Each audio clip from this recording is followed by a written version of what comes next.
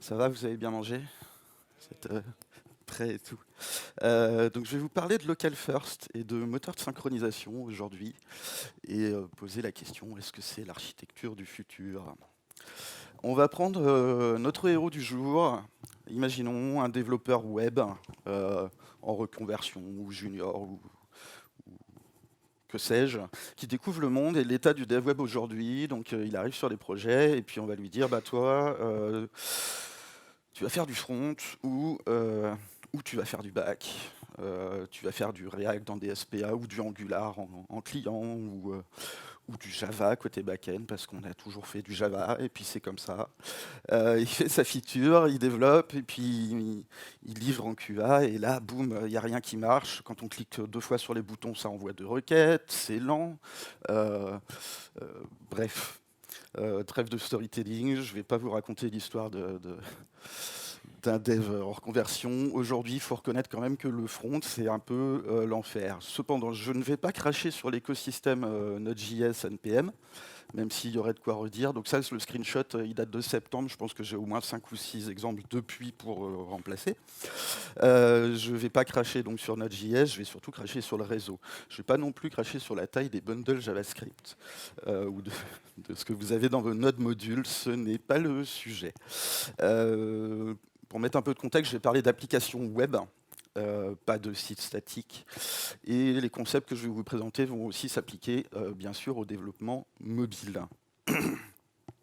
Tout de même, notre dev, quand il arrive dans les équipes, on fait aujourd'hui, on va généraliser, hein, mais la plupart du temps, on fait ce genre d'architecture avec un client et un serveur qui est hébergé dans le cloud, derrière lequel on va mettre une base de données. C'est relativement typique. On fait souvent ça de base en démarrant des projets sans trop se poser la question. Ça a certes pas beaucoup d'avantages, ça a quand même quelques problèmes. On a une base de données centralisée, il n'y en a qu'une seule pour tout le monde, un bon gros serveur, bref, du Java. Ça, c'est un problème quand même, c'est qu'au milieu, vous avez Internet, vous avez du réseau, de la latence, potentiellement des erreurs, des déconnexions, des pertes de paquets, etc. etc. Du coup, nous, sur nos interfaces front, qu'est-ce qu'on fait? Souvent, bah, on met des loaders pour attendre. On met des petits trucs qui tournent, des barres de chargement. Pire, on fait des interfaces squelettes vides. On développe des trucs pour qu'il n'y ait rien dedans. Et puis, côté cloud, bah, il faut que notre serveur il soit tout le temps en ligne parce que s'il n'y a plus Internet, s'il n'y a pas de connexion, l'application ne fonctionne plus. Euh, des choses à avoir en tête, souvent j'aime beaucoup ces choses-là, donc j'ai 2 slides là-dessus. On est très mauvais, notre cerveau humain est très mauvais à se représenter les échelles de temps et de latence. Donc là on est L1, on est au niveau du microprocesseur, hein, de cache, de lecture, etc. Plus on descend, plus on est sur des choses qui sont lentes, mais les échelles de latence sont assez folles. J'ai juste un petit exemple dynamique que je n'aurais pas dû rendre dynamique parce qu'il faut évidemment que j'aille faire varier la chose sur les échelles, en fait, pour qu'on puisse voir un peu ce qui se passe au niveau de la nanoseconde, de la microseconde, etc. Donc là, on est sur les accès. Bah, je suis obligé d'augmenter jusqu'à 10 millions de fois pour que ça s'affiche, quoi. C'est un peu compliqué. Ça, cet exemple, je l'ai pris, pardon, je l'ai pris de ce super article sur le cache qui a beaucoup de petites animations comme ça qui sont super sympas. Bref, tout ça pour vous dire que gardez en tête qu'en fait, on a de la latence sur nos applications qui, parfois, est-ce qu'elle est vraiment nécessaire?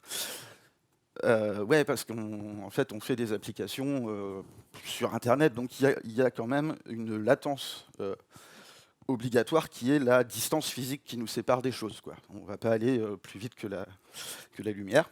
Et bref. Après, qu'est-ce qui est acceptable en termes de temps de réponse, etc. Je ne sais pas. Petit aparté sur le temps encore, hein, 300 millisecondes, c'est souvent le délai magique qu'on met dans nos interfaces front pour les animations. Pour avoir, à partir de 300 millisecondes, on perçoit de la lenteur. Ça ne veut pas dire que vos applications back doivent se permettre de répondre dans ces temps-là. Bref. Autre argument encore hein, pour tout ça, bah, on a du haut débit, certes, un peu partout, néanmoins, sur nos applications, sur nos mobiles, etc., c'est pas forcément stable, toutes nos connexions, etc. Ouais, bon, ça, c'est mon bar préféré, n'a pas de réseau. Bref. Petit exemple de code actuel, imaginons, qu'est-ce qui peut mal se passer dans ce code-là si on ignore le fait que c'est du React. Excusez-moi. Donc on est assez standard, hein, on doit stocker dans nos composants, bah ok, on veut récupérer de la donnée, donc on va stocker ma donnée, on va stocker est-ce que je suis en train de charger, on va stocker est-ce que je suis en erreur. On a un effet qui va déclencher une requête, voilà, standard, hein, plutôt standard, on fait ok, je récupère ma requête, s'il y en a, je set ma data, s'il n'y en a pas, je mets en état de chargement, etc., etc. Et mon composant va afficher du loading, du error, etc. Puis, si tout se passe bien, en théorie, je peux afficher la donnée que j'ai récupérée. Qu'est-ce qui pourrait mal se passer? En fait, au niveau de ma requête, là, il y a plein de choses qui peuvent mal se passer, notamment côté réseau.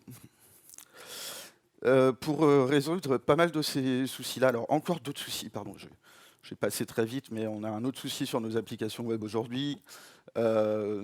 Souvent, c'est pas réactif en temps réel, donc si vous avez plusieurs onglets ouverts de la même application, vous mettez à jour d'un côté, ça va pas forcément être à jour de l'autre.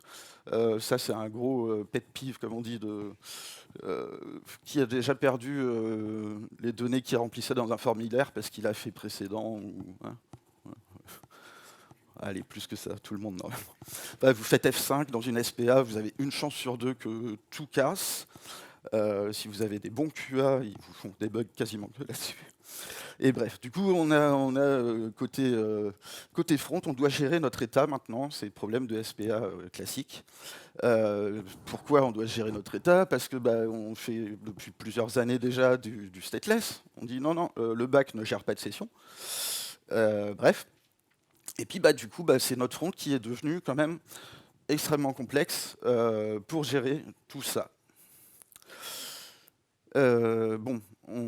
J'ai déjà montré l'exemple, on a plusieurs cas d'erreur possibles, on a aussi toutes les problématiques d'asynchronicité, de conditions de course, de OK, quand est-ce que, si je reçois telle requête avant l'autre, si je veux agréger plusieurs requêtes. Un autre argument, je le mets juste parce que j'aime beaucoup la citation, et côté cloud, voilà, il n'y a pas de cloud, c'est juste l'ordinateur de quelqu'un d'autre. Et puis dernier constat quand même, si vous avez une base de données centralisée, la question c'est plus est-ce que je vais me faire pirater, mais c'est plutôt quand. Bref, beaucoup de problèmes, pourtant il y a, ou du moins il y aurait, des solutions à tout ça. Et je vais vous parler potentiellement de ces solutions-là. Le concept principal dont je veux parler aujourd'hui, c'est le local first. Et donc, c'est quoi le local first? C'est pas moi qui l'ai inventé. Ça vient de InComm-Switch, ça existait déjà avant, hein, aussi, on va pas se leurrer. Surtout, InComm-Switch ont fait un gros essai pour un peu théoriser, enfin, écrire, voilà, qu'est-ce que c'est, quoi. Et donc, dans cet essai, ils ont énoncé plusieurs principes, que je vais vous énoncer aussi maintenant. Le premier, c'est qu'il n'y a pas de barre de chargement, il n'y a pas de loader, il n'y a pas de truc qui tourne en attente de quelque chose. Tout doit être là, instantanément, sous vos doigts. Pas de spinner, pas de barre de progression, pas d'interface vide où il n'y a rien dedans. Deuxième gros concept, c'est votre travail n'est pas enfermé sur un seul appareil. Certes, on veut faire du local first, mais on veut aussi continuer à utiliser des web apps qui fonctionnent maintenant. On a tous voilà, nos appareils mobiles, nos tablettes, nos ordinateurs dans les poches. Et donc, on veut, ce qu'on manipule dans nos applications, on veut pouvoir les récupérer ailleurs. Au même titre qu'une application Cloud First avant, hein, quand c'est dans ma base de données, là je veux le faire, mais je veux aussi que ça soit local. Donc voilà, on a tous nos devices, et mon travail ne doit pas être localisé uniquement dans une application iOS, parce que je fais, voilà, par exemple, vous avez compris, quoi. Troisième principe important, le réseau est optionnel. Le réseau est optionnel. j'ai pas d'autres choses à vous dire. Ironiquement, on a tout ce qu'il faut aujourd'hui dans les API web pour faire des applications qui fonctionnent hors ligne. Vous avez un navigateur, vous pouvez récupérer la connexion, etc. Donc pourtant, souvent, même si le réseau est optionnel, on se mange les erreurs. Il suffit de débrancher la prise et il n'y a plus rien qui marche. Quatrième grand principe, c'est une collaboration sans heurts, on va dire, avec nos collègues, parce que même si on veut des applications locales, même si on veut des applications qui fonctionnent sur plusieurs devices, si on est tout seul à les utiliser, on perd l'intérêt de faire des applications web à plusieurs. Donc on veut pouvoir collaborer avec d'autres, et on va voir que s'il n'y a pas de... voilà. Le cas, souvent, quand on est en conflit avec d'autres collègues qui travaillent sur la même chose, on va gérer un retour HTTP 409 et puis débrouille-toi, recommence ton travail parce qu'il y a quelqu'un d'autre qui a modifié. Cinquième grand principe, c'est l'idée qu'on veut faire des applications, on veut que leur durée de vie, en tout cas, on fasse les choses pour longtemps. The Long Now, ça s'applique pas uniquement à l'informatique, et c'est vraiment dire, OK, on veut construire des choses qui vont durer des siècles et des siècles, pour longtemps derrière. Et donc éviter des formats, des structures de données qui périment au bout de 3 ans, des frameworks qui périment au bout de 3 ans, etc. etc. Un autre grand concept, donc le sixième, c'est les applications local first doivent être sécures et privées par défaut. Bon, c'est pas un talk sur le RGPD, hein, c'est juste les arguments. Le septième, vous êtes censé, dans des applications local first, vos utilisateurs possèdent les données, contrôlent les données, et vous avez la propriété et le contrôle de vos applications, de vos données. Tout ça, c'est des grands principes, des idéaux, c'est bien d'en avoir. Dans la réalité, il y a plein de trucs qui sont compliqués. Donc nos applications local first, dans quel cas d'usage on va vouloir faire du local first? Alors, tout ça est discutable. Hein. C'est pas, pour moi, le cas principal, c'est dès qu'on est sur de l'édition de documents, des graphes, du Canva, des dessins, du texte, des documents personnels, des données personnelles, de la prise de notes, des applications de budget, tout ce qui est absolument inhérent, qui m'appartient. Back office CRUD, ça on dit ouais non pas vraiment, mais en vrai je suis pas d'accord. S'il n'y a pas besoin de, on peut aussi faire du back office, de se dire ok, si je mets du temps à éditer les choses, à faire de la, je peux vouloir ne plus être connecté, etc. En réseau social, c'est quand même un peu plus compliqué. On n'a pas les intérêts bref, l'e-commerce encore moins, la banque, non, vous voulez pas partager des documents ou vos comptes en banque, bref. Donc les grands principes de local first, pour moi les 4 premiers sont vraiment intéressants, on veut tous ça dans nos applications. Les 5, 6, 7 sont quand même un peu du bonus. Mais dans l'article, ils expliquent ces trucs-là, les objectifs du local first. Maintenant, ok, c'est bon, c'est bien les principes, comment on va implémenter tout ça. Le premier truc, c'est qu'on va vouloir évidemment éviter d'avoir une dépendance à une base de données distante, à un cloud. Le premier truc qu'on fait, c'est qu'on réintègre une base de données en local. Donc si on reprend mon schéma de tout à l'heure avec le cloud first software, là on est en local first software, ma base de données, elle est côté client. Côté serveur, je vais synchroniser mes données s'il y a besoin, mais j'ai plus besoin de... Il n'y a pas de latence, parce qu'en fait on a décalé toutes les parties qui allaient mettre du temps potentiellement, qui allaient passer par le réseau, en fait elles sont après l'enregistrement en base, que vous avez d'abord fait côté client. Du coup, ça peut fonctionner hors ligne. Et puis, côté interface, surtout, c'est instantané, il n'y a pas besoin de loader, etc. Mon back, s'il n'est pas connecté, en fait, il n'est pas obligé d'être tout le temps en ligne. Et ma synchronisation, si je suis connecté, elle peut se faire en direct et tout le monde récupère les données que j'ai manipulées. Et si je ne suis pas connecté, elle se fera un petit peu plus tard et c'est pas si grave que ça. Donc il y a plusieurs solutions pour faire des bases de données en local. La première et la plus native qui est dans tous les navigateurs modernes aujourd'hui, c'est IndexedDB. Il y en a pas mal d'autres, donc SQLite, PGLite, Turso, etc., qui vont fonctionner, qui sont pas, vous noterez que bon, SQLite et PGLite, c'est pas forcément JavaScript, mais en fait, avec WAS maintenant, on va pouvoir les embarquer dans des applications web.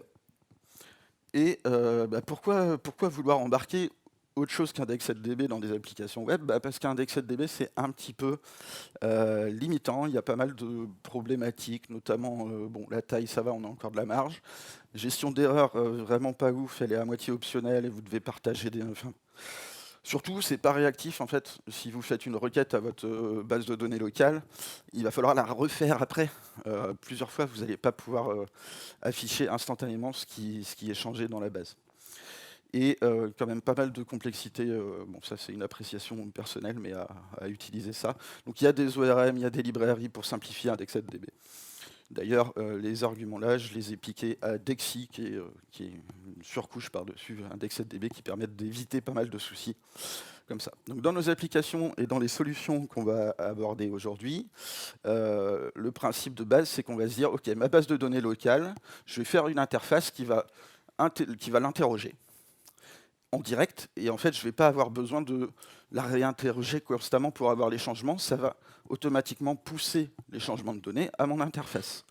Et puis, si j'ai besoin, voilà, j'ai une boucle, soit j'écris dans ma base, soit je lis, et ça se met à jour en direct. Les live queries, il y a déjà plusieurs solutions. Donc, Dexy.js, j'en ai parlé. PGLite en a. SQLite aussi a le même principe. Si je prends un exemple qui est tiré de Dexy, c'est encore du React, désolé. Ici, on a un hook où on va écrire notre requête SQL, qui est un petit peu orientée objet, pour dire, OK, je veux récupérer dans ma table de tous mes amis, ceux qui sont pas loin de la retraite, quoi. Et puis, je les affiche direct, je fais une boucle for, très bien. Là, j'ai pas de requête à faire, j'ai pas d'asynchrone, on récupère et en fait, ça s'affiche instantanément. Après, on va vouloir quand même, OK, afficher des données, c'est bien, mais on va vouloir les synchroniser à plusieurs. Il y a plusieurs solutions existantes aujourd'hui. Alors, c'est pas que des bases de données, c'est aussi potentiellement des services cloud, des PaaS, des SaaS, tout ce que vous voulez, qui vous permettent de faire ce principe de base de données à la fois locale et en temps réel synchronisé avec tout le monde. Après, pour ne pas avoir trop de dépendance à tout ça, l'idée c'est comment on va vouloir synchroniser nos données locales. Derrière, il va nous manquer une petite brique. Plusieurs choses. Il va nous manquer quelque chose, un moteur qui va s'occuper de synchroniser entre ma base et une base de données distante les choses. L'idée c'est que dans votre local storage, vous allez avoir uniquement vos données à vous ou votre vue de la base distante et avec un périmètre restreint, quoi. Et donc notre moteur de synchro, il va s'assurer que côté back, il récupère les données distantes et que les données locales sont bien renvoyées quand la connexion est, etc. Un moteur de synchro, l'intérêt, c'est que ça va tourner, la plupart vont tourner dans un service worker, en tâche de fond surtout, pour pas être dans le thread principal de l'interface et bloquer potentiellement les actions en cours côté utilisateur. Donc il y a une mécanique de push-pull souvent, et pas tous, mais ils fonctionnent souvent par WebSocket avec la partie distante pour synchroniser les données. Utiliser un service worker dans des applications local first, ça a d'autres intérêts. Notamment parce que vous pouvez précharger la première fois que vous allez vous connecter à votre application, vous allez pouvoir récupérer tout le code de l'appli potentiellement de manière eager, donc en avance de phase avant que l'utilisateur aille sur les pages, vous allez dire je charge mon service worker d'aller chercher potentiellement tout ce que l'utilisateur pourra faire.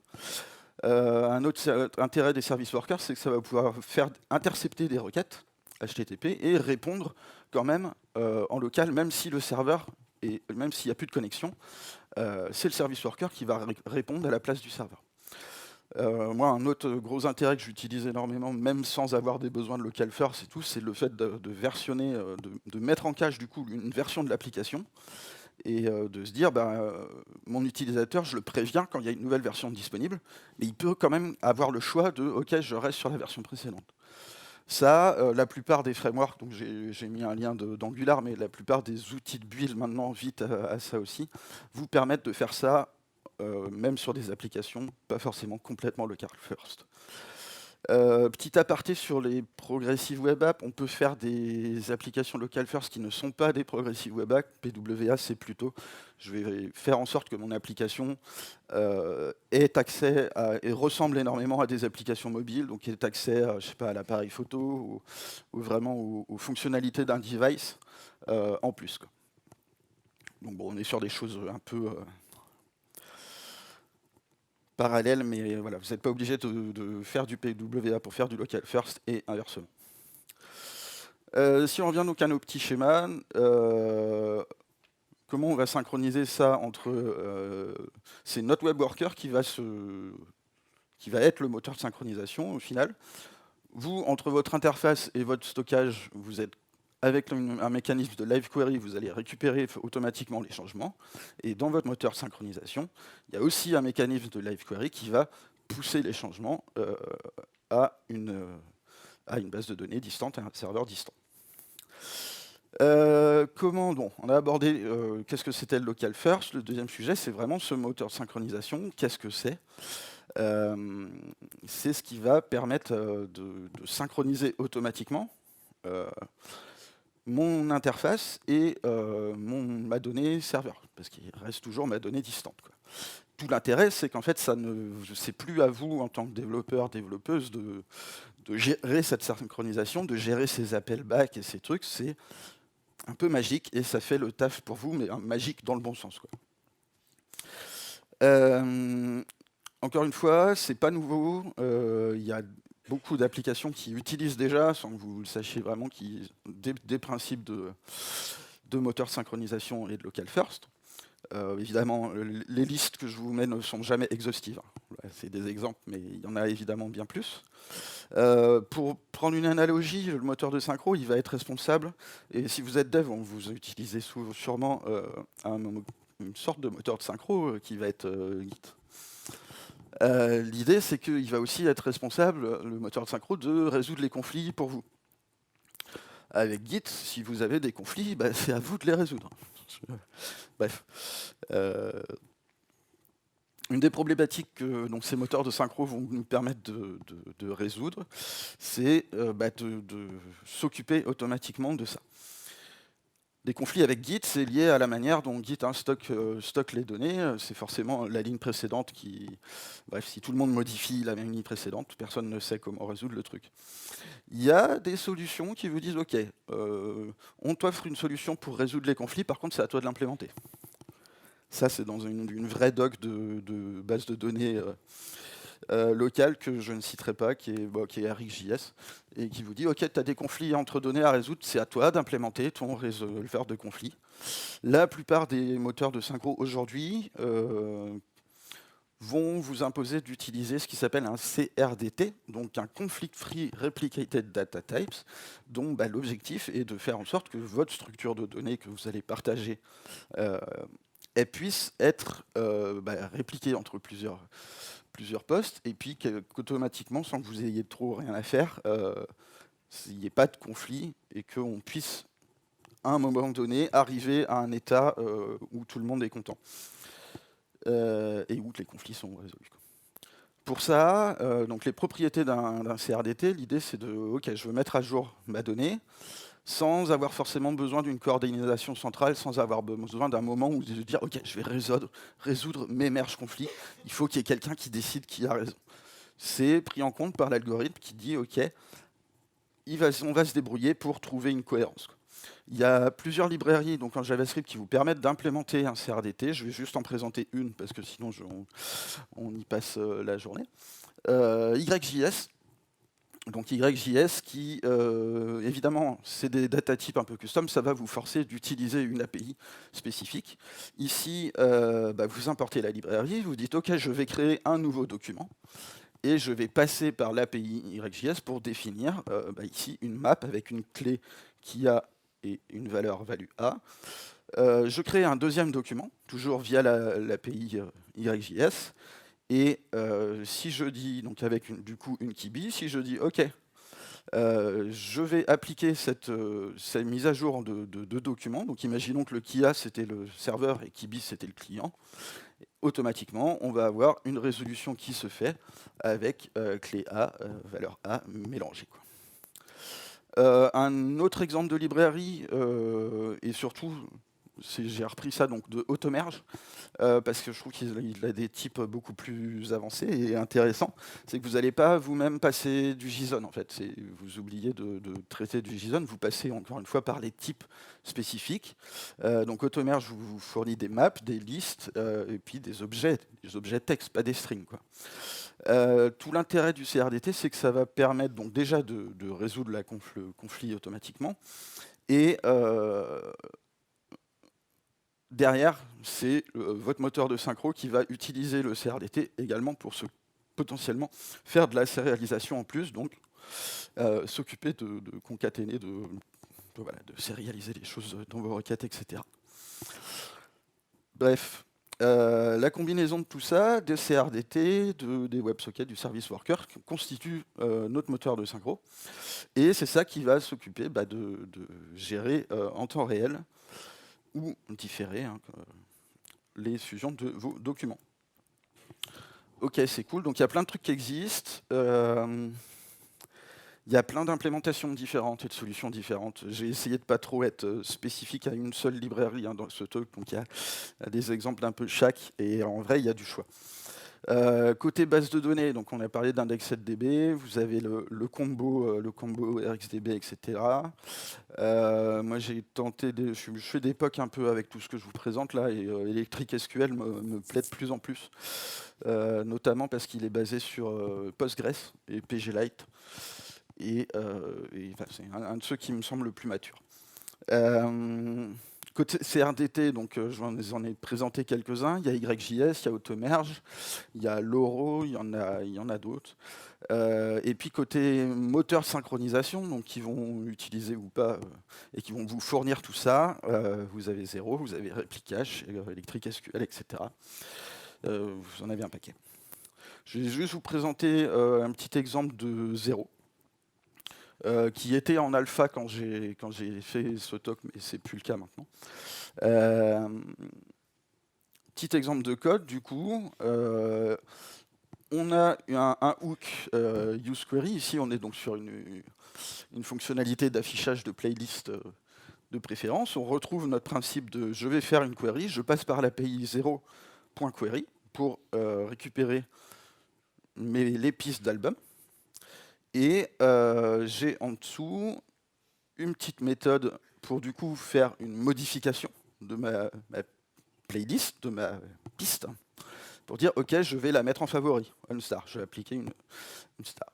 Et derrière, j'affiche mes listes. Encore une fois, on est sur des choses où nulle part il y a de la 5, nulle part il y a de potentiellement, il n'y a pas de grosse complexité là-dessus à chaque fois.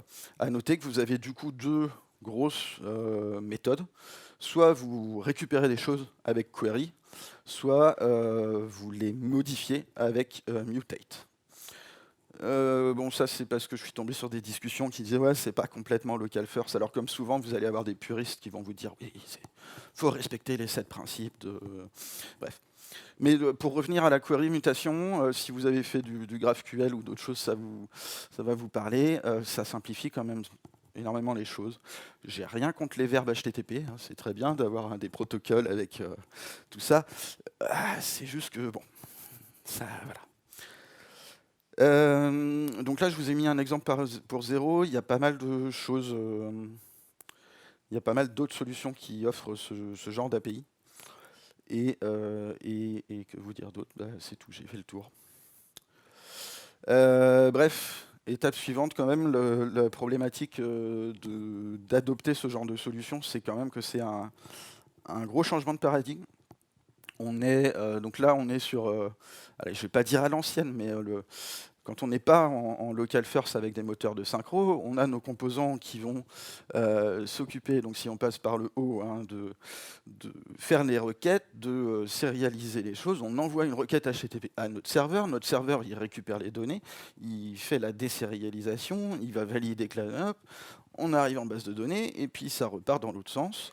Ça fait pas mal d'étapes, énormément de choses à avoir en tête à chaque fois quand on développe en principe request response. Avec un moteur de synchro, en fait, on n'a plus tout ça. On se dit juste, OK, mon composant, il interroge et il écrit dans ma base locale. Derrière, c'est le moteur de synchro qui s'occupe du reste. Ce ne serait pas le premier changement de paradigme qu'on a dans le développement web, hein. On est passé des multi-page apps côté serveur uniquement, à des trucs un peu hybrides où on faisait du JavaScript pour rendre dynamique, à des SPA où en fait le serveur s'occupait plus du tout de la présentation, et c'est nos applications front qui géraient les pages et la navigation et le routage, etc. On est repassé par des PWA pour se dire ok, nos applications mobiles web, on veut qu'elles soient un peu plus mobiles. On est revenu les années récemment là vers du SPA qui en fait est du SPA qui s'exécute côté server-side rendering.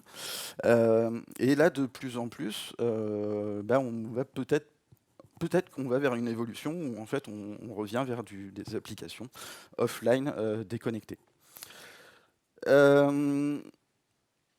Ça a des intérêts, hein, bien sûr, tout ça je vous les ai énoncés. Des coûts d'implémentation, c'est de moins en moins. Voilà. Surtout, en fait, l'intérêt de ça, je voulais surtout exprimer le fait que nous, côté utilisateurs d'applications, c'est ce qu'on veut. En fait, on veut des applications qui fonctionnent offline, qui gèrent. Côté client et côté industrie aujourd'hui, je ne suis pas sûr. On est plutôt sur une course au cloud bref. C'est compliqué de convaincre les gens de passer sur du local first, c'est ça que je veux dire. Côté sécurité, on reste. Ça a beau fonctionner un peu différemment, on reste sur. C'est à vous de sécuriser tout ça, hein. C'est à vous de gérer que votre partie serveur, elle autorise bien tel ou tel synchro, et puis que votre partie client, c'est sur un poste de local d'utilisateur, hein. Donc, si le poste local se fait pound, voilà, c'est eu comme ça. J'ai pas énormément creusé le sujet sécu là-dessus. Authentification, vous allez devoir faire en sorte éviter de tout le temps dépendre du back. Vous dites, ok, une fois que c'est authentifié, tu es authentifié sur ton appli local first pour une durée indéterminée. Sur la partie, ok, c'est bien beau tout ça, mais est-ce qu'on n'est pas un peu couplé un peu trop fortement entre notre interface et notre back? Alors, selon les solutions, il y a moyen de se débrouiller quand même, notamment avec certaines. Alors, souvent, ça vous oblige, hein, à faire du back. J'ai pas énoncé cette évidence, mais évidemment, de se dire, ok, côté back, vous allez avoir vous allez avoir un client de votre moteur de synchronisation aussi qui va permettre d'offrir des choses, quoi. C'est pas une solution, donc il n'y a pas de balle en argent, hein, c'est pas la solution miracle. Il y a toujours plein de cas où on ne veut pas faire que du local first, etc. Donc évidemment, dès que vous avez besoin d'une validation d'un organisme centralisé pour dire ok, est-ce que tel truc est valide, on veut éviter. Et pour du temps réel, quand je ne parle pas vous pouvez faire de la synchro en temps réel, là c'est vraiment l'idée de se dire il faut qu'à un instant T, tout le monde soit connecté en même temps. Non, tout l'intérêt de ces moteurs de synchro, etc., c'est de se dire je peux ne pas être connecté et puis envoyer mon document plus tard, quoi. Donc, si vous avez besoin que ça soit instantané, c'est pas la peine. Je vais faire une petite pause là, près du lac bleu aussi. Bref. Pourquoi c'est bien tout ça? moi, en tant que dev, un des plus gros intérêts que je vois, c'est que, je vous ai montré quelques petits exemples, ça simplifie beaucoup le code. C'est une extrapolation, j'exagère un petit peu, mais en vrai, si on gère, on n'a plus vraiment besoin d'avoir de librairie gestion d'état avec ça. Si on se dit, mon interface, c'est l'état de ma base de données, quel état il y a de plus le temps de chargement? Ben, en fait, il n'y a plus besoin, tout est local, quoi. Et votre base de données locale devient l'état de votre application, au final. Puis surtout, en fait, on va redonner, en plus de tous les avantages du local first que j'ai évoqué le truc, dans l'idée, on va redonner contrôle à nos utilisateurs. Un gros intérêt que je vois aussi, moi, c'est que c'est toujours des web apps. On n'est pas sur un paradigme où on se dit, ouais, on va passer sur du natif iOS ou du natif Android. En fait, on peut appliquer ces paradigmes-là à des applications existantes et se dire, OK, certaines parties, je vais les faire à côté. Encore une fois, pas de loader, pas de squelette côté bénéfice, pas d'asynchrone. Bon, c'est pareil, un petit peu le truc. Si nos serveurs n'ont pas besoin d'être en ligne, on peut réduire la facture, on peut réduire la disponibilité, se dire ok, c'est bon, on peut tolérer des pannes parce que le taf est sur les devices des utilisateurs. Ça, je vais me prendre des tomates, mais je trouve que c'est bien de se dire ok, c'est mon application, c'est ma partie locale qui a tout, qui a la logique métier. Et du coup, vos bacs dans ces solutions-là ne servent plus qu'à synchroniser la donnée et à autoriser surtout, et à dire ok, est-ce que tu as bien le droit de synchroniser cette donnée? Mais bref, il y a plein d'avantages à tout ça. On peut faire très rapidement des prototypes. Vous n'avez pas besoin de vous poser la question du ok, comment je vais héberger ma base de données, sur quel cloud, sur quel serveur. Vous faites d'abord le ok, est-ce que je peux résoudre ma problématique métier dans une appli locale, voilà. Et puis après, se dire, ok, je vais m'adresser les autres problématiques. J'ai plus de slides pour ça, mais j'avais des notes là-dessus aussi. Allez, je vais le dire, c'est arrêtons de siloter, de séparer vraiment les dev back, les dev front. Vous faites un produit, vous faites une application, faire tout dans le même langage, au même endroit. Voilà, c'est bien. Bref, différentes approches, un seul but. On agit d'abord, c'est réactif, c'est instantané, et on synchronise ensuite. Bref, pour conclure, voilà les 7. Je vous ai présenté les idéaux du local first, même ceux qui étaient un peu controversés, ce que c'est qu'un moteur de synchro, etc. Maintenant, est-ce que ça va changer réellement le développement logiciel, le développement web? Je ne suis pas Madame Irma, je ne sais pas, j'ai pas de boule de cristal pour dire le futur. Je trouve ça très intéressant, c'est pour ça que j'ai fait ce talk. Et je pense que, j'espère que de plus en plus, en fait, ça va devenir le nouveau défaut. Le nouveau défaut dans le sens, par défaut, vous allez prendre un framework, il y aura une fonctionnalité de local first avec, et voilà. Petit pré-shot, encore une fois, c'est parce qu'on a fait le retour déjà, ouais, mais ça existait déjà. Oui, c'est pas nouveau en fait ces principes-là de synchronisation de données, d'avoir de la réplication de données, etc. Donc quelques petits exemples d'applications avec leur date. Lotus Notes pour ceux qui sont vieux.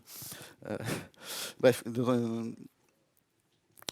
qui a changé, je pense, surtout, c'est qu'avant, quand vous vouliez faire de la synchronisation, c'était à vous de le développer vous-même, de vous occuper de faire de la résolution de conflits, de faire de la... Aujourd'hui, on a de plus en plus ce qui a changé et ce qui est... Ah, je me perds mes mots. Ce qui est tout neuf, quoi, c'est que vous avez un écosystème aujourd'hui, un écosystème de solutions pour implémenter du local first. Donc ça, ce site localfirst.fm, c'est à la fois un espèce de podcast et ils font une conférence aussi, évidemment, uniquement dédiée au local first. Donc si ça vous intéresse, je ne peux que vous recommander d'aller lire leurs articles et écouter leurs podcasts. Et surtout, cette page qui présente le paysage. Donc là, il y en a donc verticalement, vous avez un petit peu toutes les licences, tout sur quoi, quel langage, quel techno, comment ça fonctionne au niveau protocole réseau. Est-ce que vous pouvez faire du server-side, etc. Et en fait, à l'horizontale, vous avez un comparatif d'absolument pas mal de solutions. De RxDB, j'en ai parlé. Il y a TinyBase, PouchDB. Voilà, si vous voulez creuser le sujet, il y a de quoi faire, en gros. Il y a un paquet de solutions différentes, côté base, côté moteur de synchro, et donc à chaque fois c'est précis, hein, si c'est la partie moteur de synchro, etc. Etc. Automerge, je vous en ai parlé, YJS, Power5, Convex, c'est bon, je suis au bout. Ça mettait un peu de temps à scroller. Et donc, ça je vous l'ai déjà dit sur la partie. Et puis surtout, ce qui m'a fait découvrir la chose, c'est qu'il y a de plus en plus de gens qui en parlent et il y a de plus en plus de gens qui l'utilisent et qui fournissent des solutions local first. Pour finir, j'ai quelques autres trucs que je trouve intéressants. C'est que tout ça nous permet d'éviter de rajouter de la complexité, hein, qu'on appelle accidentelle. Les parties techniques qui sont complexes, etc. Avec ces solutions, au final, elles sont énormément réduites.